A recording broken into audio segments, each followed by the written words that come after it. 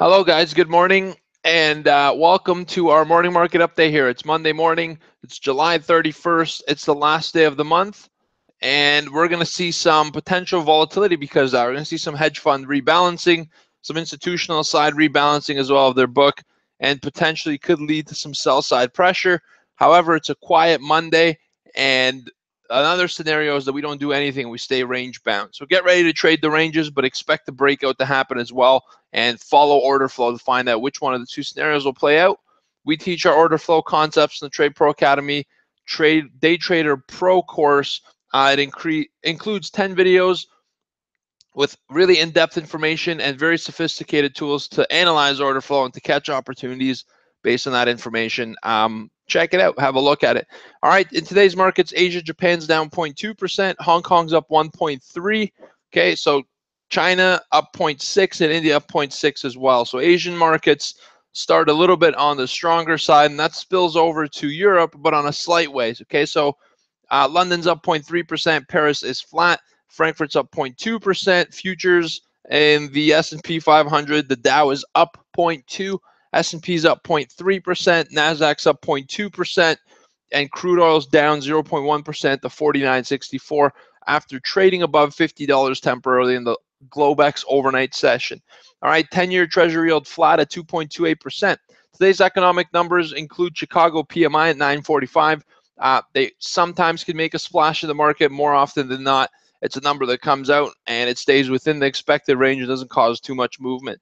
10 a.m. we got pending home sales. 10:30 Dallas Fed manufacturing survey. This is manufacturing week. And 3 p.m. farm prices.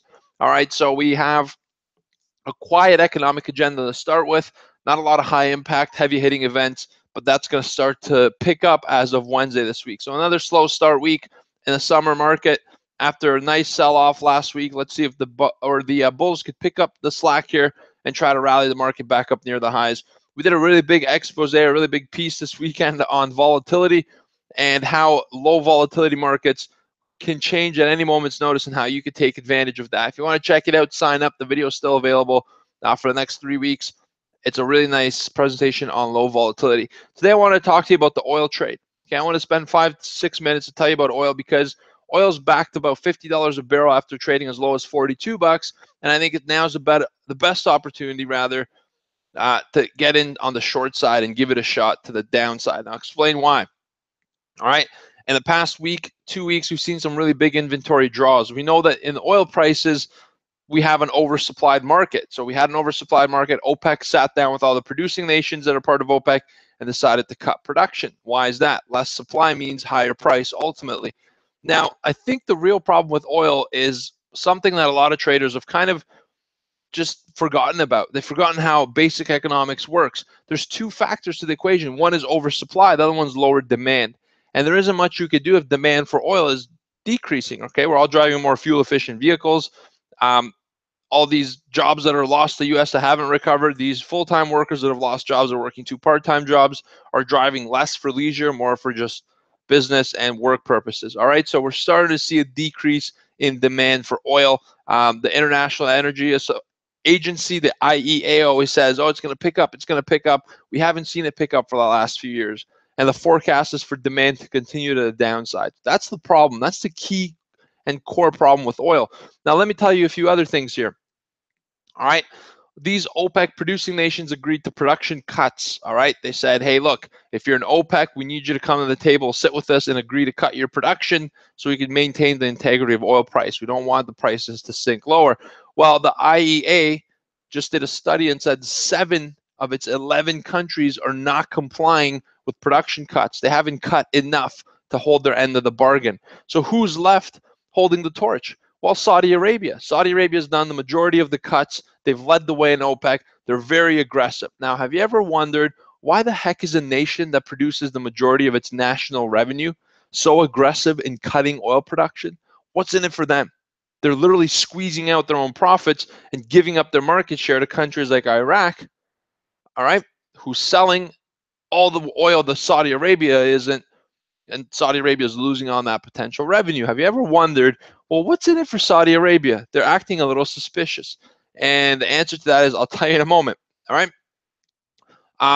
Saudi Arabia's biggest private oil company, Aramco, all right, is going public. And they're going to use some of the United States companies to underwrite the steel and to bring it to market. Okay, so what they want is a nice, strong oil price for Aramco to IPO in. All right, so it's all about their initial public offering. That's kind of the underlying catalyst and the motive and the driver for Saudi Arabia to keep cutting oil and take the brunt of the hit on the production cuts in hopes of IPOing into a strong oil market so they're able to sell their shares. What they're cutting right now is a drop in the bucket compared to what their acquisition is going to be. It's going to be a massive IPO, the biggest in the history of the world. No other companies IPO'd for more money, for more value than Saudi Arabia. That means they have a lot of shares to sell. That means there needs to be demand. So what do? You stimulate demand by cutting production, all right, and getting OPEC companies to agree. Of course, an OPEC country is going to agree because they're going to say we get a higher oil price. The problem is with higher oil price, there's higher incentive to go out there and sell your oil to generate more revenue. Think about being a business that's got the ability to produce something and somebody tells you, no, don't produce it. You have a cap. You hit your monthly cap, oil prices keep going up. What are you going to do? You want to sell oil. That's what you're in business to do. That's the core issue here with oil. So I want to give you some levels.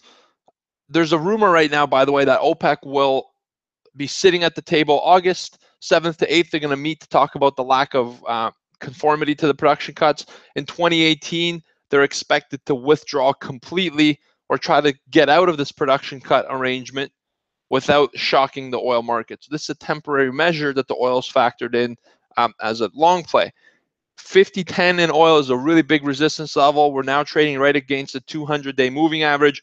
I think it's sell oil from here. Not right now, but sell rallies. Okay, there's a little dip. When it pops, if it can't take out the previous stop, sell that. Let it drop. When it rallies again, if it can't take out the previous high, sell that. As long as you're getting lower lows and lower highs, it's a downtrend. Just keep whacking the bid on rallies and get yourself short. That's how I'm going to be playing it. This is the bottom line. Countries need revenue to fund their national budgets. Okay, and that's what we call a balanced budget. If you're making as much revenue as you are spending, that's a balanced budget. The United States doesn't know anything about a balanced budget because last time they had it was under Bill Clinton. All right, George Bush took that notion away, and there's no more balanced budget. It doesn't exist. There's no way to balance a budget with that much revenue or that much obligation to debt. So here's the deal: Saudi Arabia has used up $246 billion of their reserves to pay for the lack in their budget because now they have a deficit. They're not selling as much oil. They have a deficit in their national budget. Check it out. Nigeria, these are countries need the following price of oil per barrel in order to have a balanced budget, in order to make as much revenue as their government spend. All right, and we know Saudi Arabia is the lowest cost producer of oil. Check out how much their actual budget figure is, though. Nigeria needs $139 barrel oil. Venezuela needs $117.50. Saudi Arabia needs $83.80 per barrel oil to balance their budgets because they're a nation that spends a lot of money. So what are they doing? Because it's now $50 and they've done production cuts, they've given their market share to smaller countries like Iraq, Libya, Nigeria. This $30 additional per barrel they need from today's market price means they're funding it out of their own pocket. They're spending their savings. All right. Every example in the world about finance can be explained with personal finance. You guys need to know that. Ecuador needs $79 a barrel. UAE needs $67. Iraq needs $54.30. Qatar needs $52.90. Iran needs $51.30. Kuwait is the only country right now that has a balanced national budget at $49.10. All right, I don't think this thing's going to last. Bottom line is this. From technical perspective, oil's up against resistance. I say it's a sell from here. This OPEC production cut non-conformity, 7-11 countries, 7 out of 11 are not cutting their production. That's a sell right there. All right, demand and global usage of oil has gone down. That's a sell right there. The only thing that you have to the upside is Saudi Arabia's intention for a strong oil price in order to IPO their Aramco deal. That's not enough. All right, it's a free market.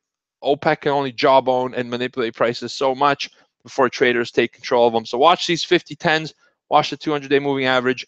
I'm switching and trading oil to the downside. Hope you guys enjoyed today's morning market update. Take care. Have yourselves a great day. I'll see you tomorrow. Trade pros, let's open up the room. If you want to subscribe, $99 package gives you the Day Trader Pro subscription, and you can join our trading room every morning from 9 to 11 a.m. and watch us trade together as a community. You guys take care. See you in there. and see you on tomorrow's update. Trade Pros, hang tight. Let me open up the room.